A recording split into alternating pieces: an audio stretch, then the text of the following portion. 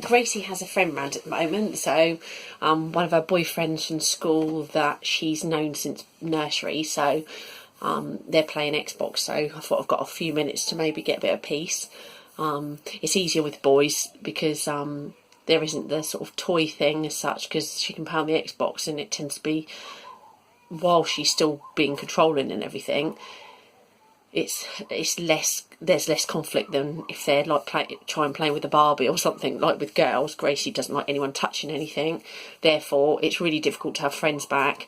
I try and make a conscious effort to keep her seeing people, ideally once a week, but once a fortnight, and there's about 2 or 3 friends, and that's the only people that I can kind of have round, because I know that she either they tolerate her and she can tolerate them in small doses, and I'll kind of listen in and sit in and keep constantly listening just to see what's happening, so I can help Gracie out when she gets stuck, whether it's I can hear she's getting frustrated or something.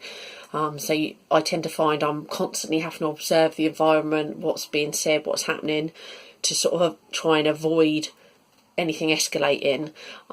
As of yet, to date, touch wood, she hasn't ever been violent to another child. She's never shown that sort of aggression. She might get really frustrated and she'd to be bossy and not take turns in that, and I can see it causes little issues, but she hasn't actually been physical with anyone, which thank God, because that would cause even more problems. So that's one thing. So we are at the point now where we have a where we have a EHCP plan draft, which we've as such rewritten the whole thing, because it was so lame when it came through. It was so vague. It was the minimal stuff. I literally got all the paperwork together, all the reports that we'd had done for Lorna Wing Centre, occupational therapist, speech and language therapist, school tutors, whatever, everything I could get, and I went through it with a fine tooth comb, and literally the bits that I could see where they'd sort of cut and pasted as such some bits over, but there was whole bits they'd missed out which were relevant to her diagnosis and her condition and her management of the condition. So I did all of that. And now we're at the point where we were looking at a private school. Even that school isn't really suitable. The problem we're finding is, because she's high functioning, mainstream's too big and the noise is too many children, so that straight away is a no. Special schools, the special schools that are around, there's not many, there's only a few, about 5, and out of that, those schools are predominantly more male orientated, which isn't ideal for Gracie, because while she gets on with boys, she'd need to know there was at least 3 or 4 girls there that she could potentially make friends with, and also the class sizes are too big. Gracie, really, any more than one child is too many for Gracie, because she can't cope with anybody speaking when she wants to speak, or even when she's trying to think. You'll be talking and you'll start talking because she's quiet or whatever, and all of a sudden, and then she'll go, you've talked now, I wanted to say something, because her thought process, she's doing that, and she's thinking I want to speak, and then you don't know she wants to speak, and then when you suddenly do, she's like, oh, I wanted to speak, and then she forgets it, so she gets really frustrated like that, because by the time she remembers what she's saying, the moment's gone or whatever. So what we tend to do is, if I'm talking to someone, she will always interrupt, shout over me. Before the diagnosis, I would have said, can you wait, listen, and it's rude to interrupt, all the things you would try and do as a parent. Although it made no difference, she'd still do it. Whereas now, 9 times out of 10, I will just stop what I'm saying and just answer what she wants me to answer. Again, if people don't like it, that's their problem. By the time, if the problem is, she'll forget what she's going to say. So it isn't a case of she's interrupting because she's being rude, or because she's wants attention. I mean, to a degree, to a degree, it is that she wants attention, but it's also because she thinks of something, and if she does, all she knows is she needs you to answer that demand there and then, and if you can't, she'll forget it, and then that will cause a meltdown. When I say meltdown could mean different things for different people. To me, for her, a meltdown isn't necessarily her screaming, kicking, punching, or standing there stumping her feet and having a tantrum. It's, in our case, most of the time she will, more so now, just storm off. She'll start picking the cat up, being really overly manhandling the cat is the best word for it, being like almost taking aggression out on the one of the cats. She wouldn't hit them or anything, but she's very heavy-handed and really like this. And it's almost like repetitive. She'd do that every time she's anxious. So often I'll pick the cat up and put the cat out the way so that at least the cat gets a bit of peace for a moment. But like I say, she doesn't do anything purposely. Like, she doesn't try and be cruel, and touch wood, she doesn't kick the cat or an animal or anything like that. But she just tries to, again, it's control. The cat can't answer back. She can pick the cat up, and that cat's not going to necessarily pull away from her.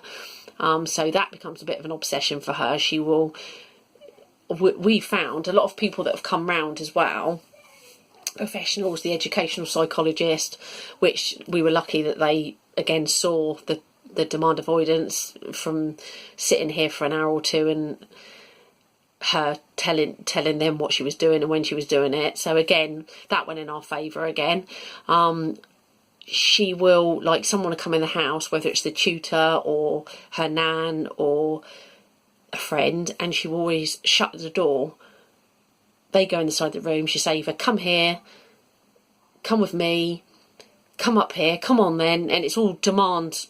It's all commands and short commands, like instructions. She won't say, oh, do you think you'd like to come up my room and play? Oh, shall we go and do this? It's come up here, come on then, do this, get that. And she's the same with us. It's like you're all her little servants, and she's like, Mum, she'll say, Mummy, get me a sandwich. Mummy, I'm hungry. Mummy. And sometimes if you'll say to her, yes darling, and she won't answer, so you've got to come up. Other times she just keeps saying, I'm hungry.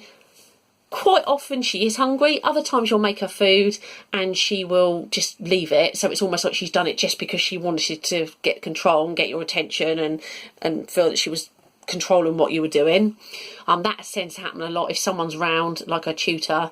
Once she's got to the point where she's not going to tolerate anything else, she'll wander off. And she will then be, Mummy, bring me some food. In the past, I used to say things like, oh, that person's looking, or whatever. Or, oh, what do you think people are going to say if you don't wear any trousers? Again, this was prior to the diagnosis. And of course, Gracie'd say, I don't care that person can hear me. Because to her, she hasn't got that understanding, that social communications lacking.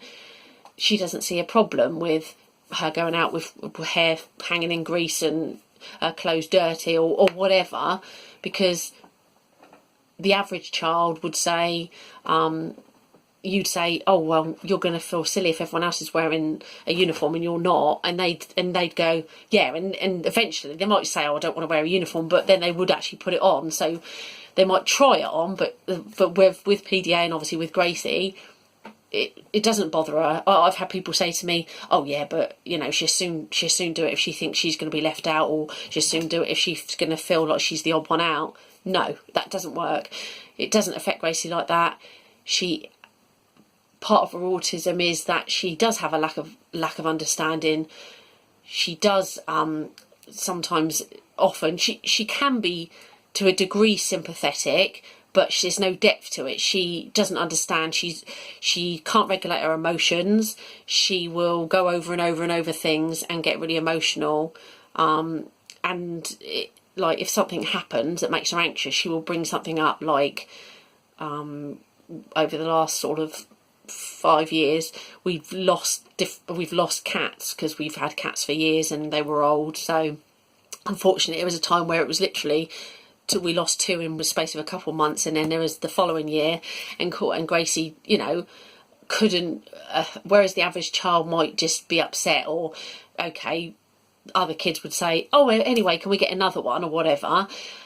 She just keeps going back to it year on, year out, and something will happen and she'd just go, oh, I really miss the cats, oh, I wish they were here, and things like that. But you've got to sort of be here you've got to see it or live with it to understand where I'm coming from. It is just, again, that extremities with her emotions. Lorna Wing did pick up that she has problems regulating her emotions. Again, it's that lack of understanding. Again, it's that social side, social interaction, social imagination. She often will... She wouldn't as such think that if she's pretending to be a fairy, she hasn't sort of worried me by acting like, oh, because I'm a fairy I can fly, and actually try to fly, because I have read that some children have a difficulty with, be it a fantasy and facts or whatever, or realisation of what is actually real. So for example, if they're watching something or playing a character of someone who can fly, they might potentially, God forbid, try and jump out of a window and think they can fly. But Gracie hasn't, luckily, touch wood, gone to that extent. But what she will do is she will do a lot of role play. Everything's role play. She will talk through her toys sometimes. She will say, oh, I can't brush my teeth because my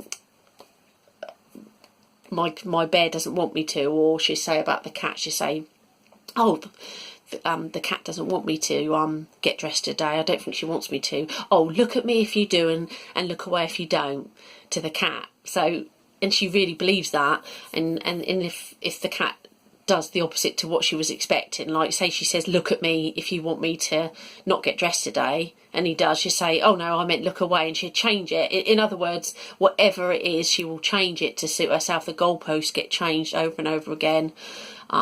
Because again, she's in control.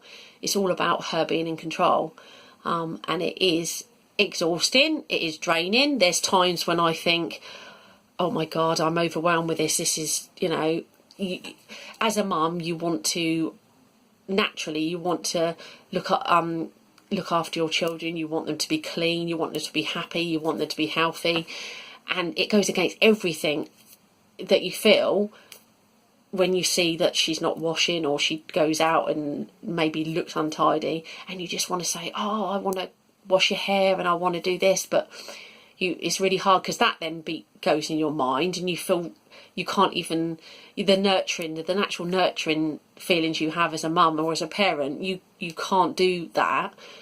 So it's constant, you can't feel any satisfaction from it. So that's really hard as well. I'm going to end this one and I'll do another one, otherwise I'll again talk forever. Thanks for watching. Please do comment or contact me via my Facebook page, which is I'm just trying to think what my Facebook page is. It's ASD with pathological demand avoidance Hampshire, I believe, on Facebook, and also obviously I've got my YouTube page now, which I'm going to look into what else I can do, because I'm not sure if people can comment on it yet, or that they just haven't. I'm not sure how I sort out my account settings for that, so I'm going to look into that in the next few days. Again, I'm doing these videos to raise awareness, because there's very little on it. The bits that are there are literature or books, but there isn't much of people talking about actual living with a family member or a person with PDA, and that's the bit that the more it's done, the more people are going to start sharing those experiences, talking about it, and then raising awareness, which ultimately I don't want the next person to go through such a hard time as I felt it was, and get to a point where people are literally, you could go to the doctors and they would say to you,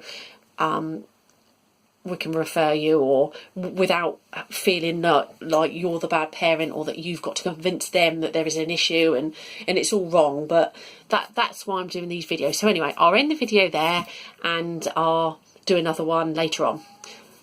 Thank you.